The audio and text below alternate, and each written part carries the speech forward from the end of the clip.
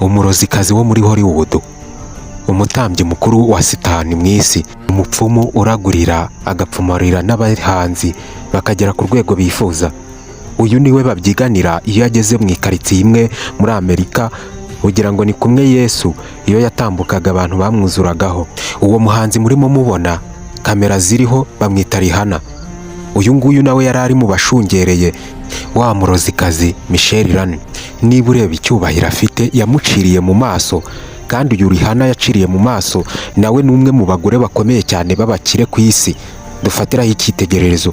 Ni umuhanzi ukomeye utambuka abandi bagahurura, ariko wa mukecuru Michelle Rani yamuciriye mu maso nta n'ikibazo byateye. Nyuma y'ibi ngibi baramubajije ati ese ko yaguciriye mu maso? Aravuga ngo biriya ni ibisanzwe mu buzima, nta n'ikibazo, ntewe ishema nuko byagenze kuriya.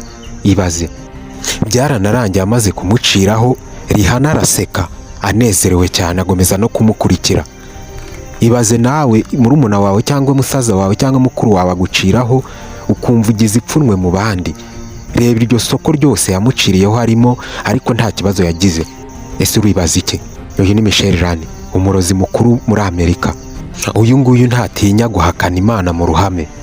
Bavandimwe, tekinike Satani ari gukoresha muri iyi minsi niyo guhakana umwami wacu Yesu Kristo ndetse n'Imana Data. Niba nawe utari muri abo, uhagomba guhamya umwami Yesu nk'umwami n'umukiza wawe, andika amena, kanda like kwako kantu kameze nk'agakumwe, uyisharinge ku bandi, umenyesha abandi ubutumwa bwiza. Nahisi igeze, ukande kuri subscribe, uraba ushyigikiye kino kiganiro ndetse n'ibindi biganiro bizajya biza. Ndabashimiye.